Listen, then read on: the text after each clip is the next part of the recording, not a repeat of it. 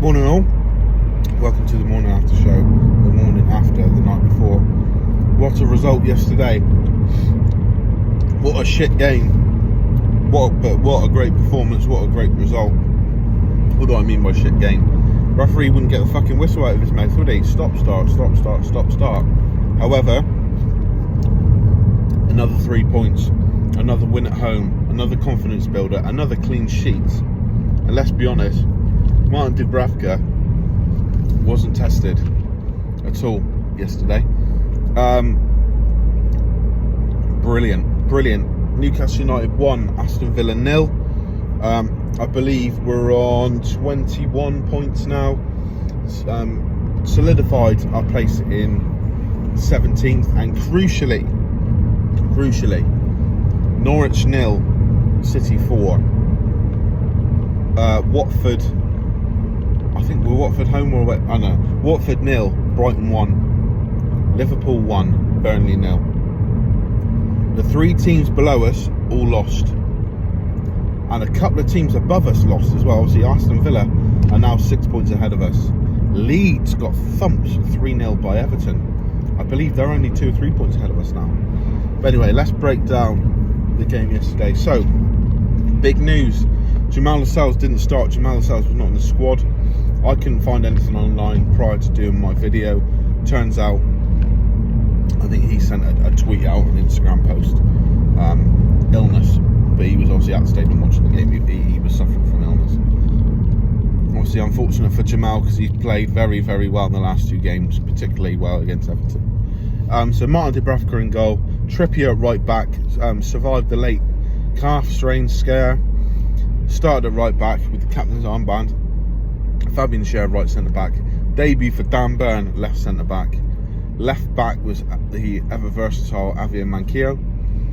Then from then on it was unchanged. 3 in midfield: Joe Willock, Joe Linton, John Joe Shelby, Alan Saint-Maximin, Ryan Fraser, Chris Wood. Yesterday was a day for the midfield and the defence. It was not a day for the attack at all.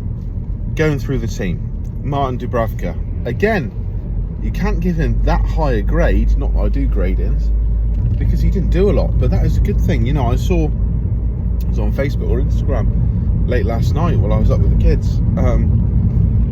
It's telling that Dubravka's had so little to do, so few saves to make in the last 3 games in particular, but since Eddie came in, really, you know, obviously we got peppered against City, Leicester, Liverpool, etc.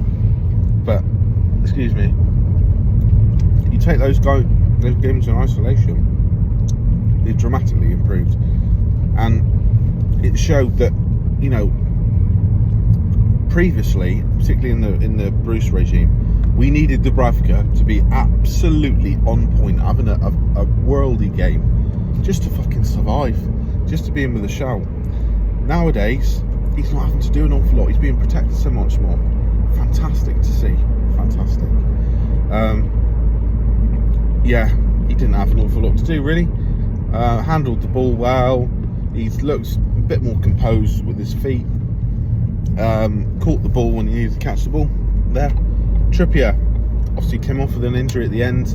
Seen pictures of him on crutches. Doesn't look good. But wow, particularly in that first half, what a performance. Free kick, I'm not going to bang on too much about it because it was deflected and all that, but you don't shoot, you don't score. He got it in between the gap really well. But what a performance. He makes such a difference, and it's so telling that the influence of a player who's been there for a month and a half, if that, and when he comes off, we start to collapse. From a defensive standpoint, we really go downhill. Driving the team on, organising people, fantastic from the captain for the day.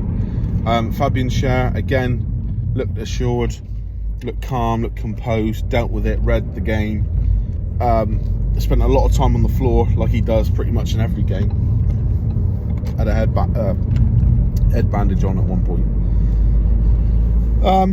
Played well. Like I said, I don't think The head knocks affected him too much, but they put him off a little bit at times. But yeah, very good, considering the guy he played next to, he's never played next to before. And that man was Dan Burn. For me, excuse me, alongside, I would say, actually no, Dan Burn was my man of the match. Man of the match. Joe Willock was a close second.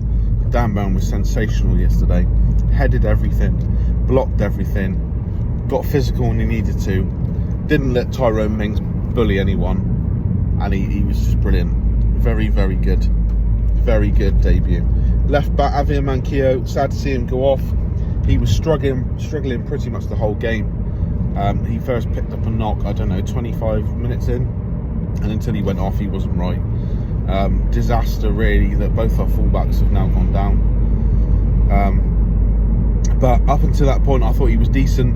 Again, when Manquillo went off, when Manquillo and Trippier went off, they went for us down the wings, and we were torn to bits for a period. But I'll come on to that. Midfield, Joe Linton, yellow carded. John Shelby, yellow carded. I'm going to talk about all three of them in one go because I'm running short of time. But all three very good. Joe Willock again was the pick of the bunch, but Joe Linton was very good. Tackled well, moved himself about, was available. John Shelby put himself about. You know, came back, some fiery tackles, defended well, sprayed the ball around. Joe Willock was class again. The only thing he needs now is a goal. It's the only thing that's missing from his game. Forwards, Ryan Fraser I thought was very good. Got the ball in a few times. Worked tirelessly again up and down that right flank. And just very good. Didn't have a lot of opportunities to really run at people. There's one stage in the first half, which I'll get to in a minute, where he should have been played in, and probably he would have been one-on-one with the goalkeeper with a fantastic opportunity to score. That chance was missed. Didn't do anything wrong, really. Could have got the ball in, perhaps get the ball in a little bit earlier sometimes, but apart from that, he was very good. Chris Wood, in terms of holding the ball up and aerial duels, again, you cannot fault him. He was very good, like most of the players. But in terms of goal scoring and putting yourself in the right positions, a few times Fraser put the ball in and he just wasn't there. He lays off the ball outside the box, and to me, he's too slow going back in. But I'm not an international striker, he is. The one moment that stands out is he picks the ball up outside the box and he's got a clear run at it, and he goes to strike. I think Joe Willock was clear on his left, but Ryan Fraser was definitely clear on his right. And he tries to score, and he just completely shanks it high and wide over to the right. He will score. He will score sooner or later. I promise you that. But it just, like, you feel for him in a minute. It's frustrating for him. It really is frustrating for him. So then brings us on to ASM. If you just excuse me for one moment. Morning. Thank you.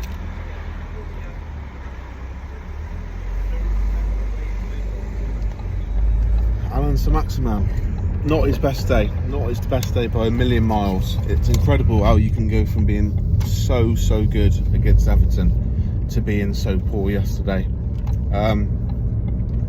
First half, he was just quiet. I think the game, he couldn't get into the game. Villa marshalled him quite well. But the second half, he didn't track back at all. He didn't try and help Dummett when he came on at all. Personally, I'm going to give him the benefit of the doubt. I thought he was carrying an injury, but I don't know if he was, because I know we were forced to use 2 substitutes through injuries, bringing on Emil Kraft and Paul Dummett. But there was a good 20-minute spell where you're like, Eddie, if he's injured, get him off. If he's injured, get him off. You know, bring Bruno on, put Joe Linton out wide or something like that. But yeah, not his best day. A day to forget for Alan Saint-Maximin, but he will come again. Substitutes, I thought Emil Kraft did okay at right back. Going forward, he was actually very good. Tracking back and defending, I think he and Dummett both squeezed too narrow, which open up the wide areas. Lovely for Aston Villa, and they were just peppering in crosses, getting possession in the wide areas. But going forward, he was actually quite good. You know, he skipped past. Oh, no, at the park. He skipped past his man quite a few times, quite impressively. Paul Dummett, again, I don't think he did anything wrong apart from, in my opinion, looked after himself by tucking in wide. Didn't want to go out and engage the winger, which might have been part of his brief. Who knows? He might have been told to do that. But yeah, he didn't help himself at all. Who was the last substitute? Oh, Bruno Guimaraes, come on again. Didn't have as much time. He had, I think, 4 or 5 minutes this time as opposed to half a minute. Didn't really do anything. Won a free kick, a few passes, but I think he will start against West Ham personally. Overall, first half very good. Second half, we got away with it. Obviously, they had a goal disallowed, which was correctly offside, but fucking hell, was that close. We got away with it. But you need a bit of luck. We dug in. You can't fault the boys' attitude. It's just the tactics in the second half. I'm not blaming the manager, but you know, we give them too much freedom in the wide areas.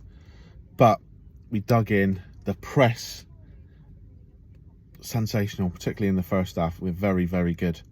And another win, another valuable 3 points. Like I said, Dan Burn for me was man of the match. Fabulous performance. Yeah, can't wait for the next game now. West Ham, I think is it Saturday or Sunday? I don't know. West Ham away, should be tasty. Cheers, see you later.